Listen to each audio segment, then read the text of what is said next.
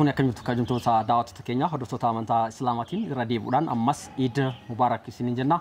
Baga ayyaana Eid al-Fitrii kan bara kanaatiin kan bara 2022tiin nagaan ittiin isin geessiniin jedha.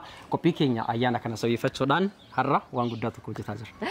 Egaa qophii ayyaana kanaan egaa ayyaana sababeeffachuudhaan maatii nama guddaa biratti argamneedha kan nuti jirru. Kan jirru jalqaba irratti egaa Adaamaadha. Magaala Adaamaatti argamneedha kan jirru.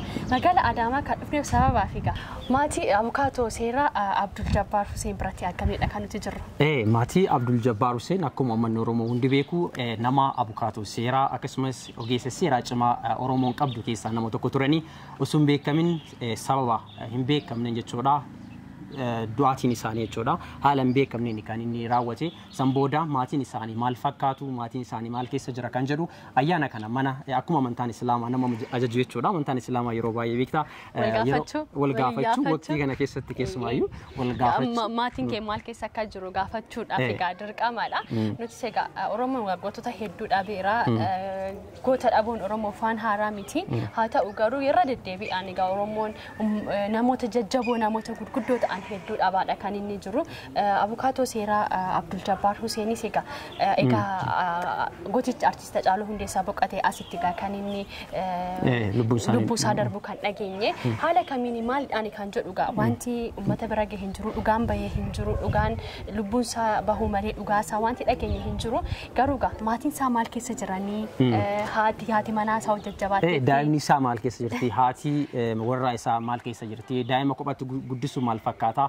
Keessumaayyuu akkuma dareen ammatti kaaste uummanni Oromoodhaa gootota hedduu qaba. Gootonni hedduun isaanii osoo waan barbaadan sangalmaan hin geenye kan lubbuu isaanii darbite. Haa ta'uuti malee har'a ayyaana kana sababeeffachuudhaan ayyaana fakkeessisnee maatii kana biratti nullee gammachuu kenna maatii kanaaf akka jiru uummanni Oromoodhaatti agarsiisuudhaaf maatiin kun qophummaan akka ittiin dhagahamne itti beeksisuudhaaf TVN F5dha as magaalaa Adaamaatti argame mana gooticha kanatti argamee jira jechuudha. Egaa ayyaana kana isaa waliin hin dabarsinaa yeroo gaarii yeroo bareedaa isaa waliin hin qabaanna. Isinis egaa mana keessan taa'atii ayyaana kana yaadaan nu waliin dabarsaa isin jenna. Mee seennee maal keessa akka isaan jiran jireenyi maal akka fakkaatu keessuma yeroo somanaa kana keessatti akkamiin dabarsanii kan jedhu egaa hingaa inni iyyaafannaa Abdul Jabbar guyyaa iyyaaffannaati. Ayyaanni kana keessatti guyyaa Ramadaana xumura irratti wallaan iyyaafataa akkasumas maatiin firri wal iyyaafata. Nutis gooticha Oromoo kana maatii isaa iyyaafachuudhaaf argamnee jirra. Nu faana taasisni jenna ammas nu duukaa bu'a. Itti gaarii.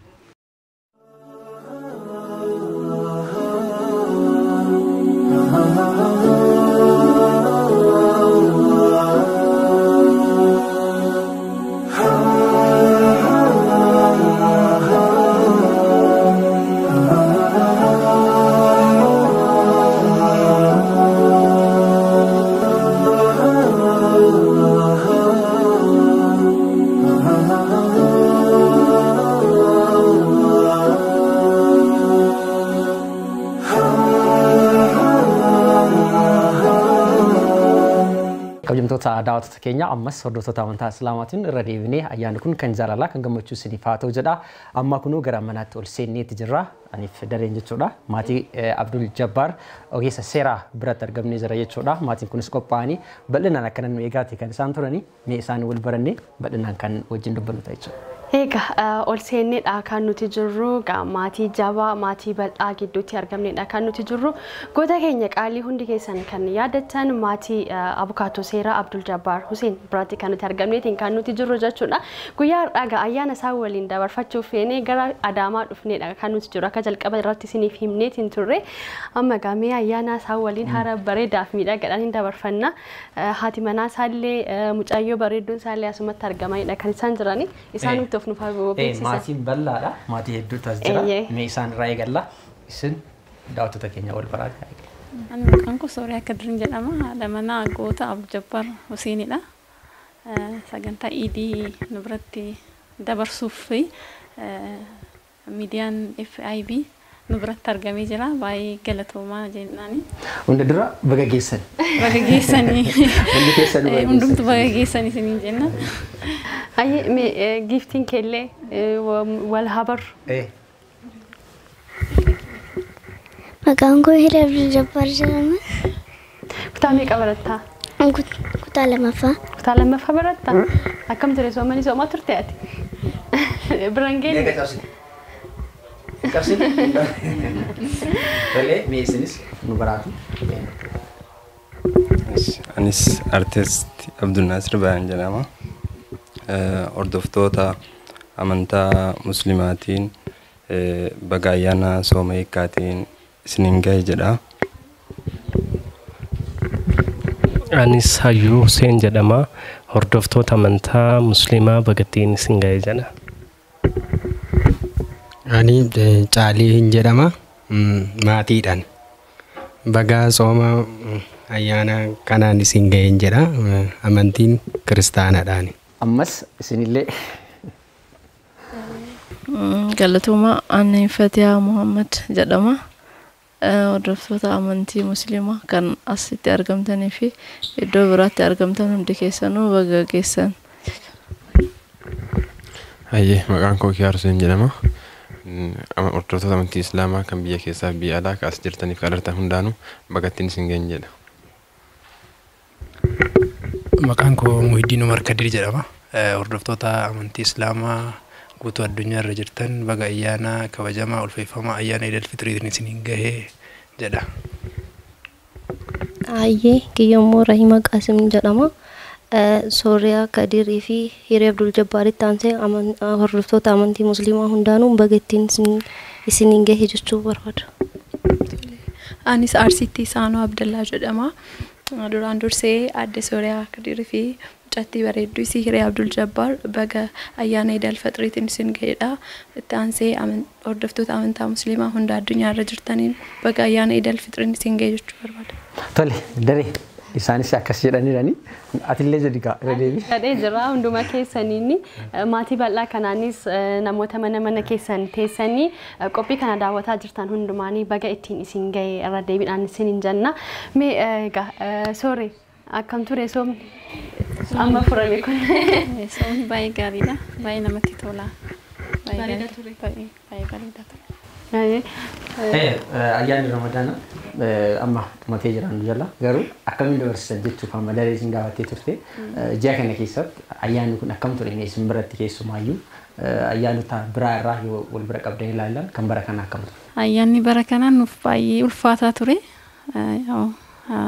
Jabbaariin of biraa dhabnee qobaa keenya dabarsine baay'ee ayyaana ulfaataa ture. Ramadaanni baranaa nuuf baay'ee ulfaataa ture. Baay'ee gaddaadha kan dabarsine guyyaa guyyaan isa yaadachaa dabarsine. Garuu immoo uummanni Oromoo nu faana jira yeroo hundumaa jechuudha.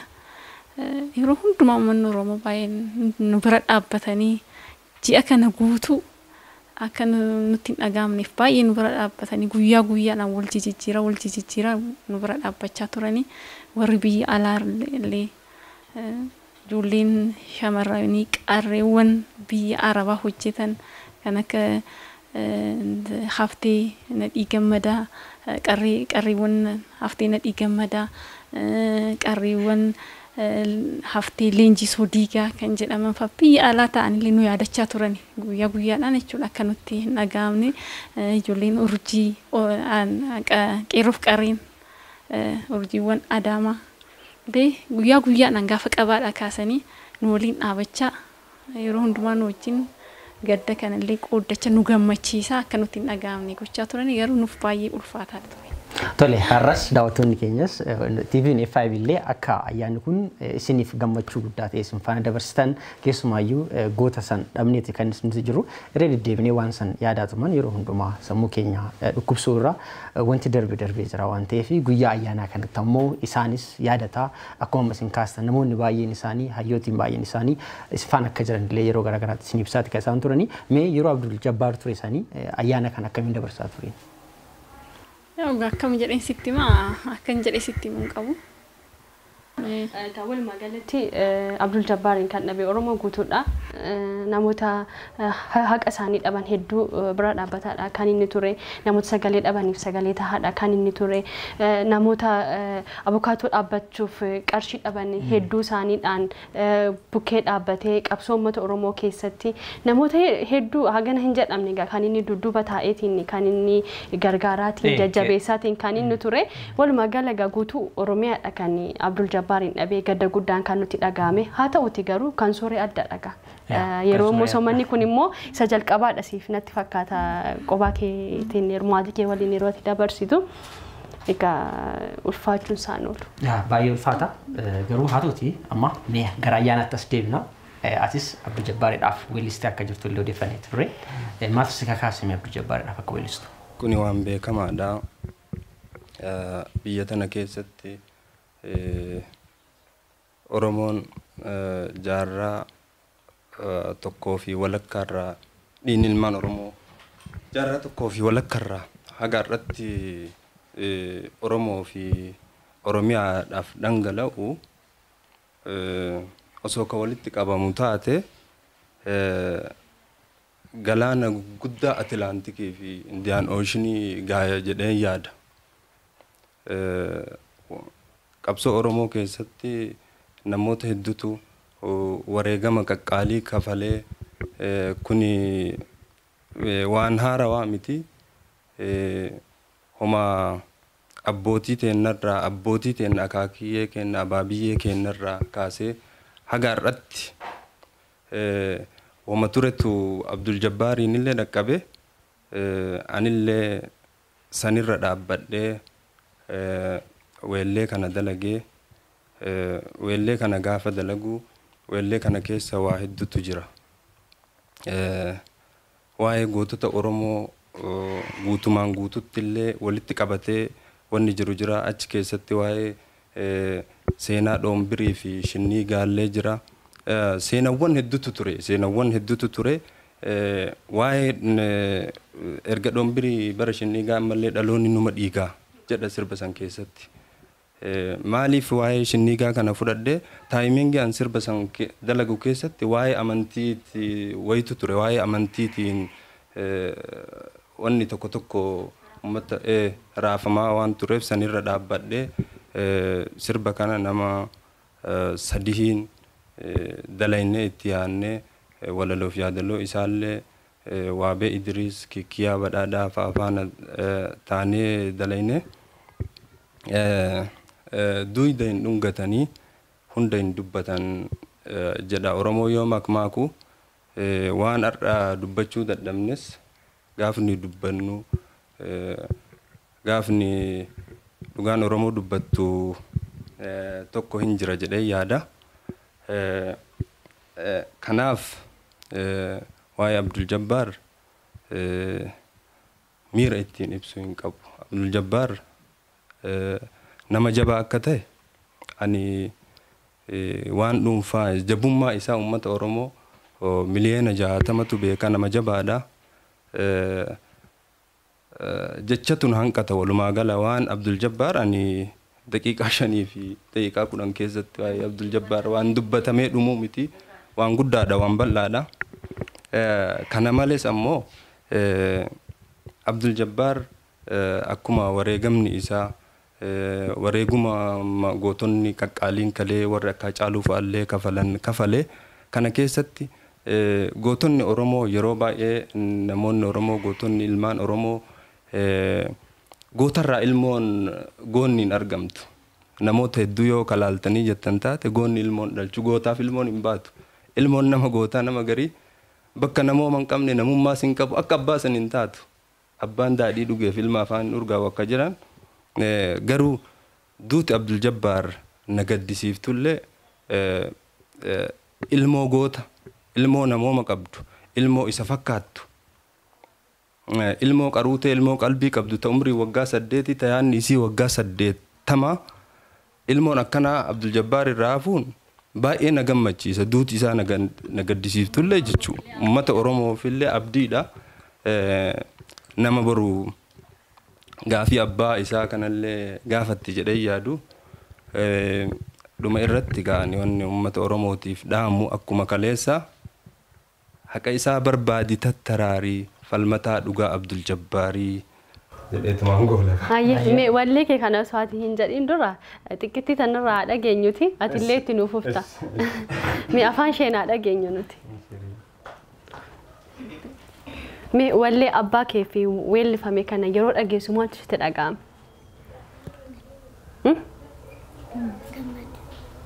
Hayyee mee wallee kanarra akka dandeessii sammuutti qabattee argaadha kan nuti turre mee dursiiti ati wallee kanarraa waan nu jedhe. Rigaadhaan borii bara shiniigaa ammallee aloonni umadiiga abuukaatoo uummata furnaani mirga isaa dhabee mirga himnaani haqa isaa barbaadi tattaraari falmataa dhugaa Abdul Jabbaari falmataa dhugaa Abdul Jabbaari falmataa dhugaa Abdul Jabbaari.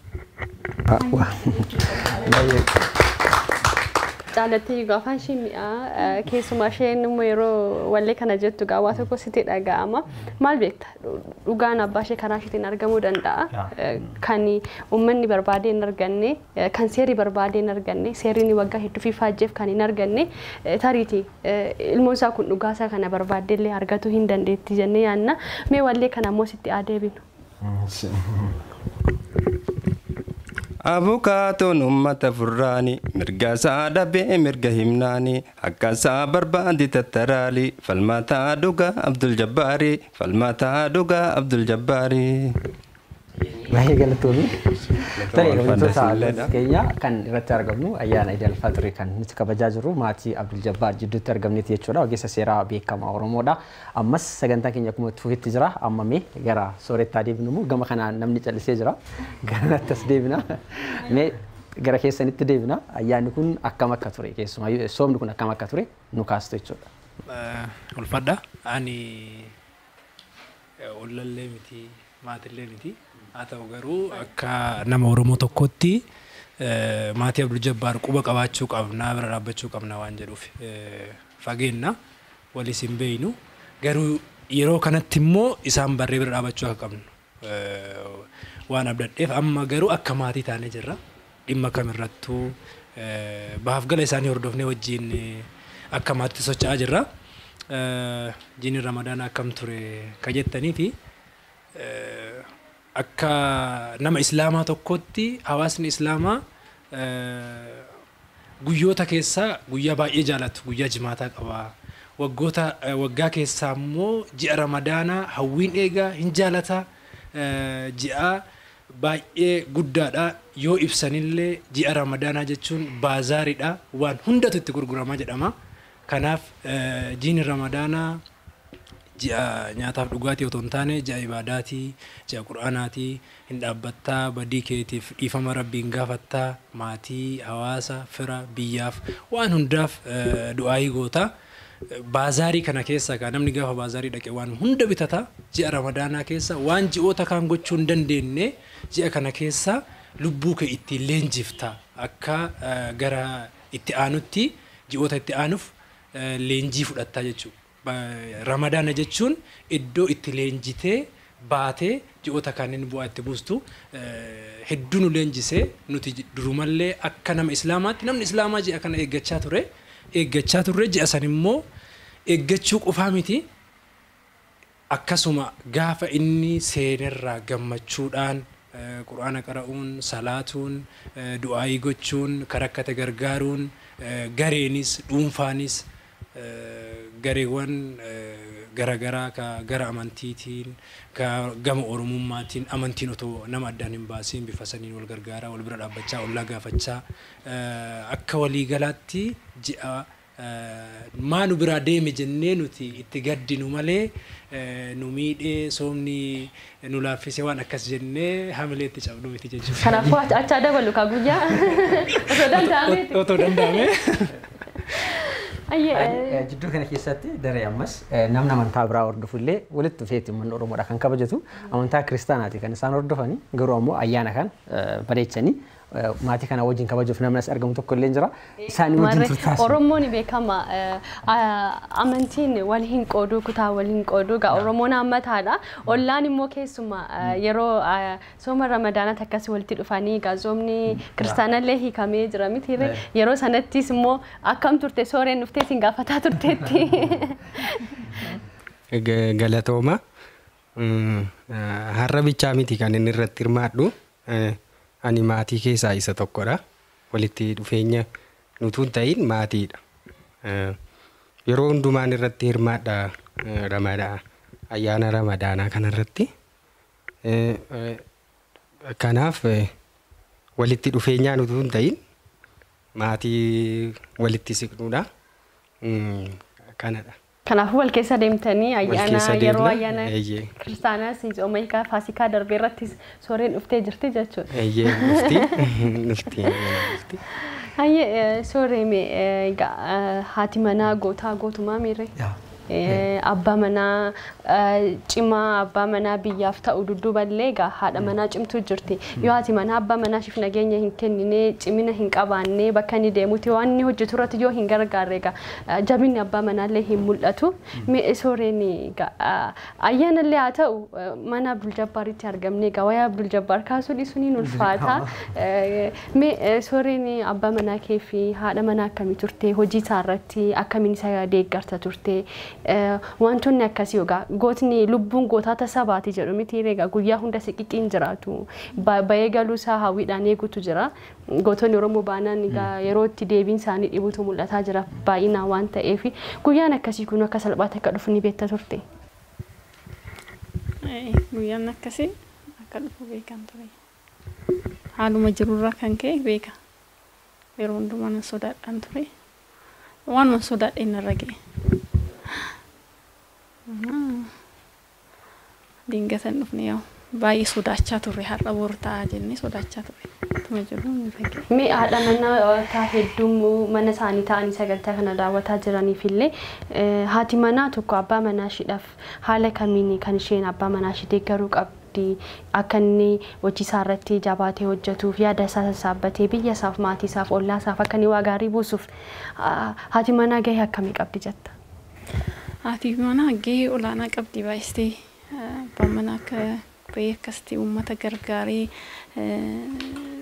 akka jabaatee bahee hojii akkasii hojjetuu fi haati manaallee mana gargaaruu qabdi turte. Duraan innaan isa wajjin wal bareellee qabsoo irratti hin bareene anisa. Abbaa seeraa ture qabsoo irratti ani nasan yuunivarsiitiin jiran ture. Ijoollee yuunivarsiitii ari'amanii innaan gargaaree yuunivarsiitii deebisee innaa sanatti murtaa'e duutiyyuu kuma bara 1998 aduu kan jedhame duutitti kan ajajame bara sana ture. Bara yeroo sana kan wal bartan. Lakkina sana waliin barre kan isatti duuti murtaa'e bara sana ture isatti.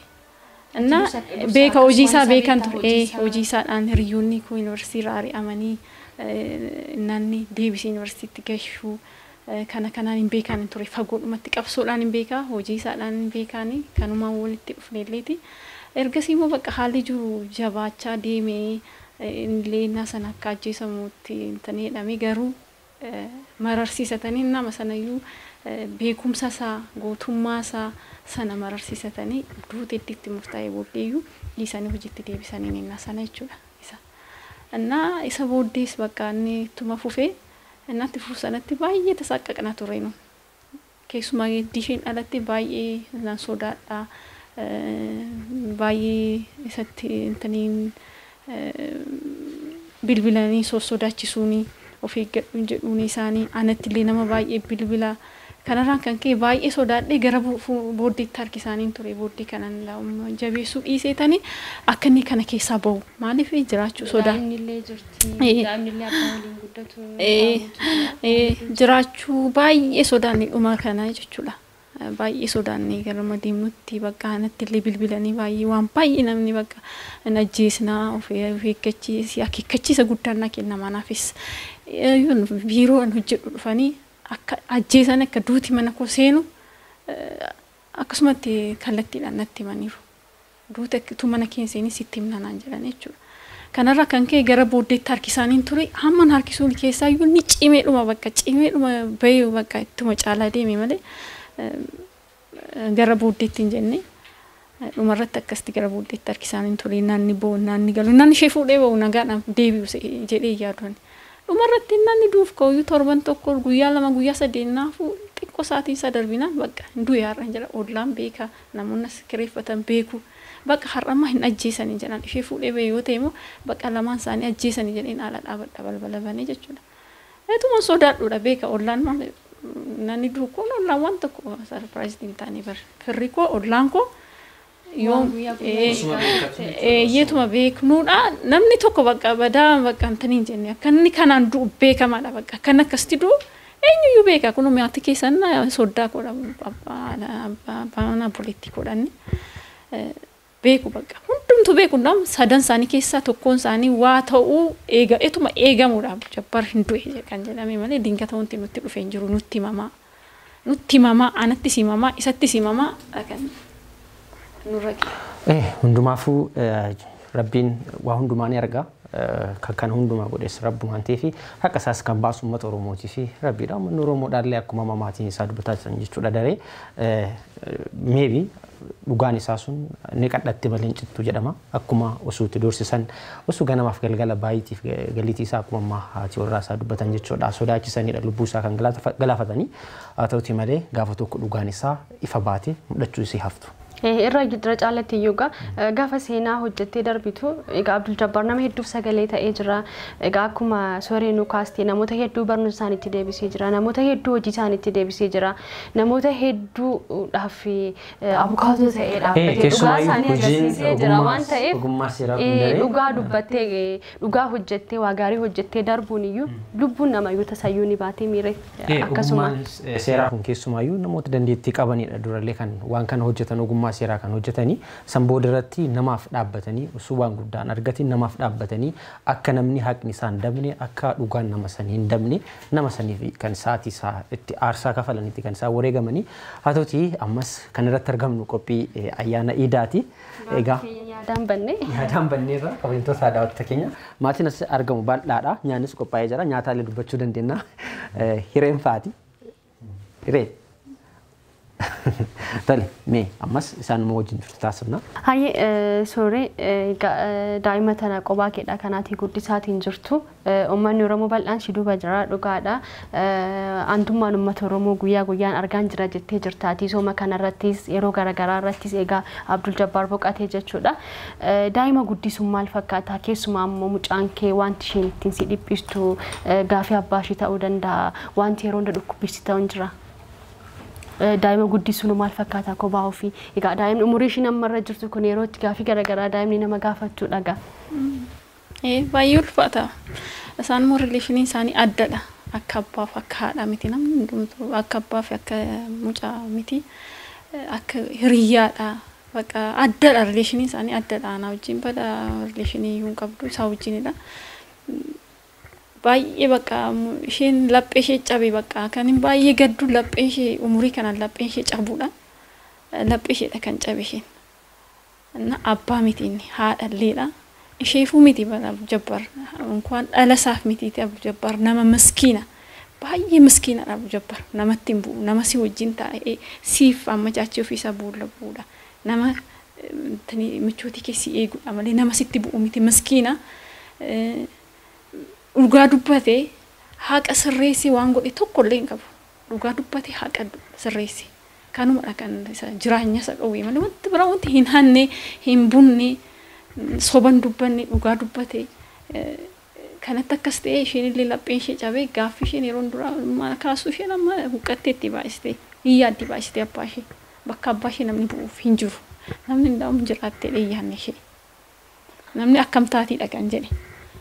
Na ibn isheen amma dhiyoo kanallee ji'a ja'a booddee hiriyyaan koo Dirreedawaadhaa dhufte abbaa manaa ishee wajjin na bira dhufteetu baay'ee jaallatu lamaan isaanii ishee baay'ee jaallatu garuu mana barumsaadhaan hin sodaanna ammayyuu baay'ee sodaan nagatiteef nama hundumaa wajjin hin deemin jedheen ture inni fuudhuun ni deeme gaafa inni fuudhuun ni deemu naawama ijoolleetti ergi'an immoo dhokadheen laala itti baati immoo ittiin baatu jedhe isa booddee abbaati shimaxxaa jedhaniini manta maalitti dhiyoo mana abbaati shimaxxaa jedhaniini isheen abbaa koo dhufe seete bakka boorsaa ishees gattee abbaa ishee barbaadaa dhuftee suma dhingatta jechuudha. Amma kanatti eegdi beektaa isheen waan isaan beektu ammayyuu. Na abbaati shimaxxaa isaan hin beekan isa abbaadha seena abbaati shimaxxaa jedhani. Na nagaafatti baay'ee waan baay'ee nagaafatti maal goonaanii naan jetti bara. Abbaa maal goonaan akkas godhanii achitti gatanii naan jetti bara. Yeroo hundumaa maal jedheen deebisaaf gaaffii kana na deebisti. Maal balleessee garuu abbaan jetti ishee waan galaaf hin jiru. Na isheen yeroo baay'ee miidhamtuudha baay'istee. Tole, sorry dhifama. Soreen jajjabaachuuti kanatti qabdu. Sababiin isaa keessumaayyuu hireen kana booda uummata Oromootiif siiqa qabdu waan ta'eef Abdul Jabbaar amma uummanni Oromoos dhabee jira. hundi keenya dhabnee jira. Garuu ammoo amma kan jabaachuu qabu kan hundumaa caalaa jabaatee isis jajjabeessuu qabu siidha. Sillee akka rabbi jajjabeessu gamanuma hundi namaatu mana isaa kan taa'u kan baatii ramadaanaa kana soomaa ture kanneen hin soomne hedduun isaanis waaqa isaa kadhataa du'aa isaa godhaa fi kan faana turan jechuudha. Ammas sagantaa keenya kamatti fuunsa jechuudha daree. Akkuma namatti fufne ta'a soorii jabaadhu nama jabeessuu dhiisuu danda'a. Garuu uummata Oromoo bal'aa kana yaaditii gootota hedduu darban hedduun isaanii daa'ima isaanii qophaa guddisaadha kan isaan jiranii goota keenya artisa Hacaaluu Hundeessaas yoo argarte haati manaasaa qophaa ishee ijoollee ishee guddisaatiin kan jirtu. Hedduun isaanii haala kanaan dhagaa lubbuu deebii hin qabne kan isaan aarsaa uummata Oromoof kan isaan kafalanidha kan isaan darbanii jabaadhuun si jabeessuu dhiisuu danda'a. Ummata Oromoo yaaditi intala kee yaaditi jajjabaadhu siin jenna. Gadda keessaa jajjabaadhu mabai. Sanumatu falaga. Kanumatu falaga. Ayye giftii ko kutaa meeqa baratta? Lammaffaa. Kutaa lammaffaa baratta? Mee kutaa lama yeroo barattu waa'ee maalifaa barattu maalifaa beektame? Tolli sirba. Fabaatesh. Tokkotti. Tokko faawatii? Kutaa tokkotti nuti hin mamne. Kutaa lamatti nuti mamne kutaa tokkoffaatti lammaffaa baate. Lammaffaa matti mamne. Kutaa lammaffaa sinitti hin mamne kutaa tokkoffaatti garuu lammaffaa baate. Isaan lanaammoo tokkoffaa baataa jechuudha. Isaan lama tokkoffaa baate. Cimtuu akka abbaa ishee akka taatu hin abdanna. Walii tokko sila nu jettee jirta amma immoo ka barbaadde nu affeeri. Barumsi anniisaa sammuu namaa cimsaa beekumsa dabarsaa muuxannoo gabbisa meeshaa qaruminaa hundii dagaaginaa ibsituu dukkanaa galmeessituu seenaa barnootaaf olkaanaa riqicha tokkummaa mancaftuu dofummaa cimsituu hawaasummaa farra wallaalummaa oomishtuu beektootaa safuu barnootaa ati buuteen baddu kuftee sin caccabdu hattuun naatamtu immoo bara ibsaa nama barasuu ilma suuraa emni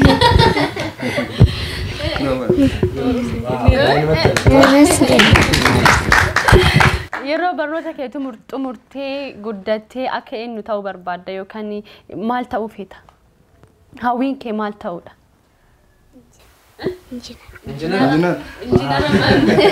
Injiinara ta'uu feeta? Ani immoo abukaatoo seeraan anjita jedhee ture.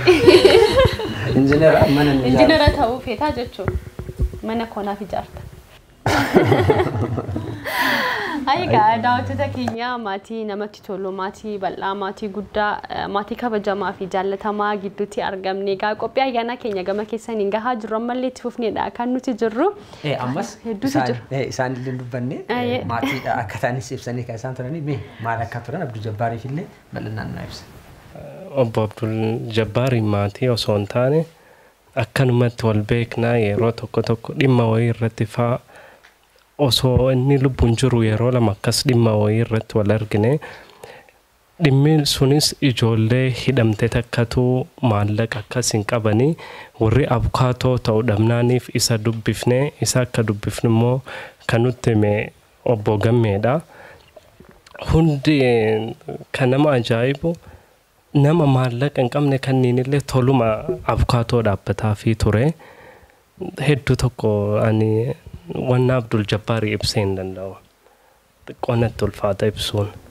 Ramadaan akkam ture? Ramadaanni dansaa ture maatii obbo Abdul Jabbaar faana dabarsine homaan jedhu bareeda ture. Sooreen yeroo deddeebitee ilaaltutti agaan nuyi jajjabaatan jiran nuyi jettee jirti. Haalli isheen keessa jirtu maal fakkaata? Egaa isheen dhokfattee dubbatuu dandeessi jajjabaachama jira jechuu dandeessi. Haalli isheen keessa jirtu maal fakkaata ture? Walitti dhufeenyi isheen nama faana qabdu? Walitti dhufeenyi nama faana qabdu ka baay'ee namatti tolaa nama kabajji. Garuu ammas gadda keessa ba'uu hin dandeenye maaliif gadda keessa ba'uuf hin dandeenye immoo dhugaa isaati tuun baane osoo dhugaan sun argame isiin illee hamma tokkoon jajjabaatti garuu dhugaan hin argamne hangammaatitti. Tole dhugaan isaa hin baane sooreenis jabaachuu qabdi maalirra akka jirus badhinaan nuti sin gaafanne dhugaa isaa baasuu keessatti jechuudha. Ammas sooreen faati maalirra akka jiran isaan hin gaafanne waan ta'eef maybe sooreen waa itti dabaltoo qabaatte asirratti. Waa'ee dhugaasaa gaanii waan hin eegus hin qabu waan hundumaa argeera. Wanta tokko rabbirraa malee waan eeguu hin qaban dhugaa Abdul Jabbaar jechuudha. Wanti itti deemamaa jiru hin jiru. Wanti tokko wanti itti deemamaa jiru hin jiru. Rabbiif uummanni Oromoo gara fuulduraa hin baasadhiin abdii qaba malee abdii kutadhiin biraa deebi'ee dhugaasaa barbaachuufis namni tattaafates gonkumaan jiru durumaanuu jechuudha. Durumaanuu namni tokko mana isaa dhaabee iddoo tokko olee hin gala gara darbee gaafa gatamee kosiirratti gatamee eenyu asitti gatee reefuma nama tokkoyyuu reefa kadhattuu bakkee keessa ciistu tokko yoo du'ee argite ta'e dhaaxxee tuquun wanjala eetuu poolisiin hin dhufin jechuudha. Reeffa nama du'ee karaa irratti gatamee tokko jechuudha. Kan gateera duriyyoonni safara sanaallee reeffa Abduu Jabbaar itti haasa'aa turani. Wal qabanii gaqqabanii. Bakka waan baay'ee badee kan Abduu Jabbaar akka hin jiraanne godhamee reeffi isaa bakka hin taanetti dhaqee bakka kosiirratti gatamee namni inni ajjeese illee gagatee sokkee warri achi itti duriyyoonni itti haasa'an illee maaliif reeffa kanatti haasoftanidha namni poolisiin hin qabne. Itti poolisiin biraan ga'e maaliif itti bu'ame jedhamee illee namni tokko namni qabame hin jiru. Achuma irratti abdii muree kanatti aansuudhaanis immoo poolisii dhumayyuu aanatu akka inni yakka kana qoratu kakaase malee poolisiin tokko dhufee nan gaafanne nan taa'u aanatu asirraa gaddarraa ka'ee poolisii dhaqee gaafadhe. Namni dhufee haala waa'ee kanaas gaafate. Qorachuun barbaadanii wanta tokkollee dhaqeen gaafadhe haala jiru marajaa tokko kenneef shakkii tokko kenneef achirraan kan qisayyuu qabatanii mataanii torban booddees itti iyyee itti boo'eenidha.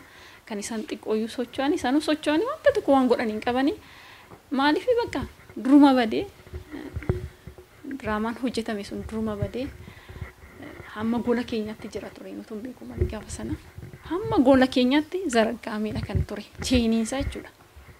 Guyyaa sana anaaf naan gallee ani gaafa sana waan beeku hin qabu maaliif achiin ajjeesamee gatamee asii gola keessa ol darbanii qulfii banamee hanga paaspoortiin koo fudhatamutti jechuudha. Paaspoortiin koo fuudhamee kittibaatonni Xuqur Ambassaatti kattabame fuudhamee inni dhuuftu guyyaa 5 durallee kittibaatii koronaa kattabame sartifikeetii an qabullee barbaadamee fuudhamee gola keessa gaafa sana jechuudha. Maaliif cheeniinsa gaafa sana hanga gola keessatti keenyatti ture hanga mana bahuttidha kan eegame hanga gibbii kana cufee bahuttidha kan eegame inni achitti gatame kan bira gola keessa ture cheeniinsa bal'aa ture anaaf naan galle malee inna sanatti cheeniin zaraggaame tureera itti yaadameedha kan hojjetame. Dhugaasaa eenyurraayyuu eegaan jiru ilaalaan jira. Asii paaspoortii kobbadee achi kiisisa keessa maallaqni baay'eenitu jiru moobaayilii bichaaf fuudhame. Ashii nama bilbilee fi dhumarratti nama isaaf bilbileetu isa ajjeeseeti nama bilbilee maaliif hin baastanii jedheen poolisiidhaan deeme guyyaa lammaffaas jechuudha. Jennaan bilbila sadii aktiveet godhani teeleedha. Gaafan kana jedhuun jechuudha. Namni biraan dhumtiyyuu baasuu hin danda'a ture. Ani poolisiidha karuma seeraa deemuu wayya jedheen gaafa dhaqee nama bilbilee fi baasaa teeleedha. Achirraadha namna Jabbaariin ajjeesee nama sa'aatii sana bilbileefidha jennaan bilbilli sadii aktiveet godhame. Waan itti yaadamee godhame tokko waan itti yaadamee godhame bilbilli isaan fuudhame deactivate godhame asii paaspoortiin kun fuudhame bakka kun beekamaadha. Wantichi waan ifaadha bakka nama tofuma olii gadi jechaa ture gowwummaa koo amma dhiiseera. Wanta tokko dhugaan hin argamu. Dhugaan ija baasee na ilaalaa jira. Humnatti itti darbee dhugaa sana qabadhu wallaani malee ija baasee na ilaalaa jira. Fuulduruma koo jira jechuudha. Eessaan barbaada iddoon barbaadu hin qabu. Fuulduruma koo jira dhugaan. Tole. Sorry, jajjabaadhu hundumaafuu gaafa tokko dhugaan isaa bahuu hin dandeessi. Dhugaan isaa akkuma argaa jirtu keessa keetti akkuma qabatte keessa keetti miidhamuutti hin qabdu jajjabaachuutti kaatti qabdu. Nutis kanarra si bira dhufneef seenaa kana sitti kaafnee akkaatti deebitee gaddistuuf osoo hin taane ayyaanni kun kan bareedu maatii akkana bira deemne yoo kabajnedha jenneeti yaanneeti kan dhufne malee akka isin keessa deebitanii waan darbe keessa deebitanii yaaddooftanii gadditanii fi miti guyyaa ayyaana kanaan isin gaddisiisuu akkasumas daawwattoota keenyas gaddisiisuu hin barbaannu hundinuu kan darbee jira waan ta'eef jechuudha. Ammas ayyaana irra jira daree. Yeroo manda yaadatta ayyaanas ta'u guyyaa kaanis haa ta'u yeroon itti nama biyyaa fi aarsaa guddaa kafalee yaadachuuf guyyaan nu barbaachisu guyyaa hunda onnee kee keessa kan isaan jiranii qalbii kee keessa kan isaan jiranii kanaaf egaa guyyaa har'aa nama gadda keessa galchuu hin barbaannu. Egaa Oromonni Oromoo hundiyyuu gaddaa fi dhukkubbii guddaadha kan inni baateetiin jiru. Mana isaatti goda isaatti dhokfatee egaa hedduudha ilmoon haati ilmoo malee haftee dhugaa meeqatu dhokatee jira. Dhugaan Oromoo akkasitti bahee arginee hin beeknu. Fuulduraaf gaafni nuti maybe dhugaan uummata Oromoo bahee arginu dhufuu hin danda'a jennee hin abdanna. Maatii Abdul Jabbaar gidduutti turtiin taasisnetti fufeedha kan jiru mee ollaanii maatiin waa'ee soma kanarratti yaadannu kenna. Gara xumuraattis geessaati kan nuti jiru sa'aatiin keenyas deemaa waan jiruu fi mee isaanirraa yaada shamarran sanii fi isaanirraa yaaduma muraasa fudhannee walumaa galatti sooree dubbisnee goolabna jechuudha. Isaan dabarsa.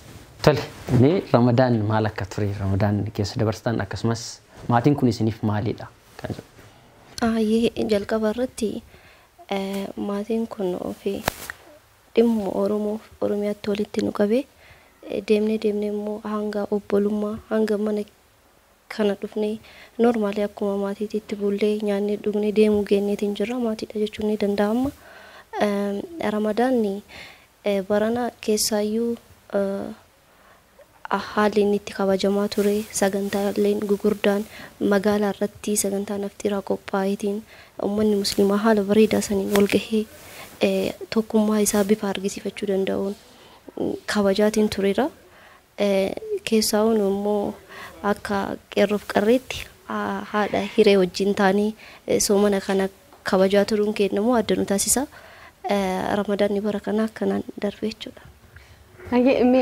Soorreerraa jabina soorreerraa maal baratte yeroo soorreetti dhuftee isheetti dhihaattee ishee waliin akka yerummaattis akka obbolummaattis waliin jiraattu eegaltanitti maal baratte soorreerraa waa duraa ati quba hin qabaanne gaafa isheetti dhihaattee ishee waliin haasa'uu dhuguu nyaatu eegaltu maal isheerraa baratte?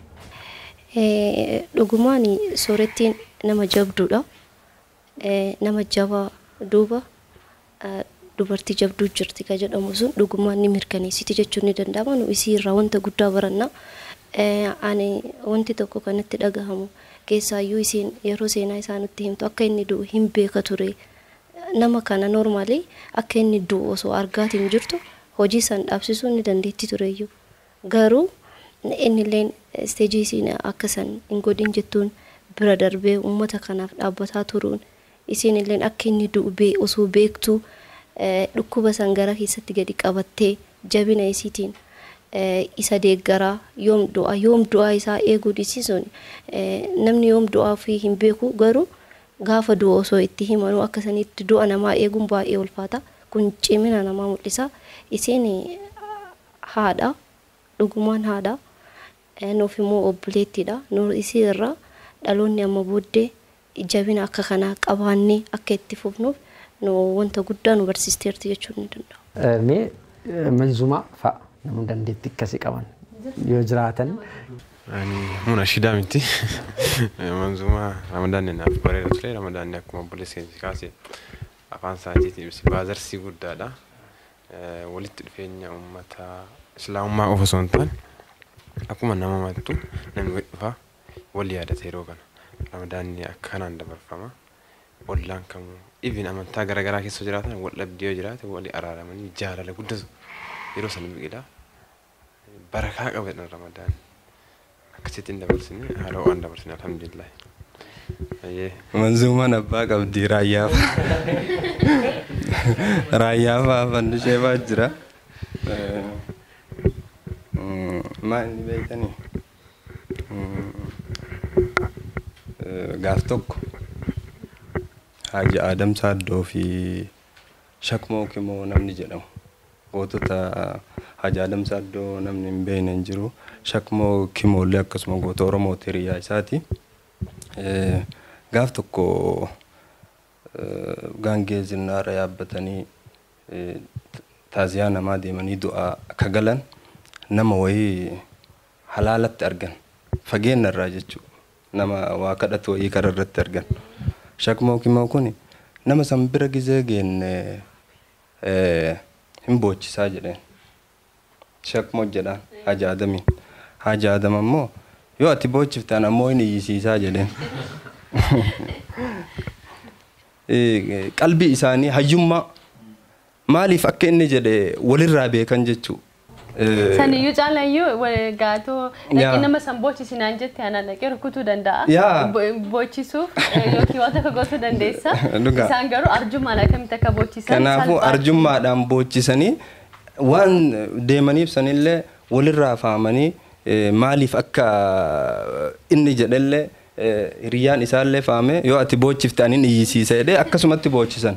Kun hayyummaadha. Hayyummaa ajaa'ibaati kan nama dinqisiisu. Dhaloota ammaa dhaloota dursee waan hunda akkasitti aqliidhaan beeku rabbi nu haa godhu. Gama biraatiin sila amma guyyaan iidaa guyyaa gammachuuti guyyaa namni walitti dhufuu guyyaa gaddi hin barbaachifne malee wanti dubbannu sila waa hedduutu jira. Suni garaa nu haa bultu. Sunis guyyaa qabdii guyyaa dubbatamutu jira. Kanaaf isinis galatooma ulfaadhaa isiniin jedha. Sooriin xumura irratti walumaa galatti wanti jettu yoo jiraate sagantaa keenya nu goolabe. Mashigaan kan na dhibee waa'ee Abdul Jabbaariidha. Mas waa'ee masaa kan hin dubbadhu waan biraa dubbachuun barbaadu nama. Abdul Jabbaarii bagumayyuu dhukkubsatee hin du'iniin jedhani baay'ee uummata isaaf baay'ee dhama'eera Abdul Jabbaar. Namni iddiin abukaatoo ta'ee beekan malee Abdul Jabbaar hojii baay'ee hojjeteera ijoollummaa isaatti. Kanumti immoo gara abukaatummaatti isa fideeyyuu kanuma bakka hojiima kana hojjechuu fi duruma ijoollummaa isaatti godina Baaleetti dhalatee guddatee naannoo sanatti waan ta'u argaa guddateetu kan inni abbaa seerummaa barate illee kaayyoodhaafidha. Kaayyoo sanas waan achitti ta'u sana achitti gaani waan baay'ee goototni hedduun achitti waan ta'ani argaa dhagaa waan guddatee fi kan hin barachuu qabu seeradha. Akkaataa kanaan uummata koo gargaara jedhee kan kaayyoodhaan seera barate kaayyoo isaa sana galmaan ga'uudha. Yeroo hundumaa malee inni of guddisuu maatii isaa guddisuu maal guddisuu waan tokko yaadee hin beeku. Gaf tokko waa'ee mataa isaa waa'ee keenya yaadee hin beeku. Waa'ee kaayyoo isaa sanadha. Waa'ee ijoollummaa isaatti kaayyoo kaatee sana kan inni galmaan ga'uuf intanii sanumatu intanii dhudhee hin du'een jedhani maaliif kaayyoo isaa sana akka yeroo qabutti fayyadame umurii kanatti ganaa umuriin isaa waggaa 40 umurii kanatti waan baay'ee hojjetee darbin namni kan beeku abukaatoo maasaa irraa ka'eetudha. Inni garuu barataa ta'eetu kan inni qabsaa ture saayinaa isaa baay'eedha himameen dhumu kan aniyyuu beeku jechuudha ijoollummaa isaa yuunivarsiitiin naa baratu. Garuu namni kan beeku isheedhuma abukaatummaa kanadha. Seenaan isaa bal'aadha. Hojjetateera. Kaayyoo isaa sana galmaan hin gaanne malee baay'ee hojjeteedha kan inni darbe hin du'een jedhu baga immoo dhukkubsatee hin du'in Abdul Jabbaar kan hin jedhu bagayyuu dhukkubsatee hin du'in haala kanaanuu gootummaa kanaanuu baga du'e warri isa ajjeesuu barbaadan illee warri isa dhoksuu mataa bu'uu itti ta'e garatti deeman dhabanii seera jal'atu sirreessuudhaan mataa bu'uutti ta'e dadhabanii akka inni hin jiraanne warri godhan illee daran Abdul Jabbaariin addunyaa irratti beeksisaniin kan hin beekne illee dhufee gaafate lammiin biyya alaa dhufee gaafate hanga dookumantarii irratti hojjetudha kan ga'ame daran beeksisaniif Abdul Jabbaariin seenaa isaa jechuudha. Isa dhoksuuf jecha seenaa isaa sirriitti daran beeksisaniif malee Abdul Jabbaariin hin dhoksineen daran beekame Abdul Jabbaar. Etu dhukkubsatee du'ee yuunan aaran ture hanga kana hojjete anna duuniyaa Abdul Jabbaariin jedha. Warri Abdul Jabbaar sukkaaran firrisaa ta'uu riyyaan isaa ta'uu namoonni Abdul Jabbaariin sukkaaratu ajjeese jedhanii xiqqoo shakkanii fi dubbatanii anaaf warra ajjeeseef haala warra mijeessaa jirudha. Warra haala isaaniif mijeesseedhas isaaniif isaala mijeessaa jirudha. Kanadha kan dubbachuu barbaadu jechuudha. Na Abdul Jabbaariin sukkaariin ajjeesnee fayyaa manaa bahee cimaadha. Bakka kaayyoo yeroo dheeraadha kan gaafa sana galmaan gaatanii jechuudha. Bara sanayyuu keessa darbee mararsiisatanii sammuu isaa beekumsa isaa mararsiisatanii hambisanii bara sanayyuu bara Baqqala Garbaaf dhaabachaa ture jechuudha. Mararsiisatanii tura kan isaan hambisanii malee innaa sana duutitti ajajame isatti. Garuu bara amma baratti hayyuuf beekan baatiriidhaan funaanametti dhokatutti bara sanatti darbee kun eegamaa ture.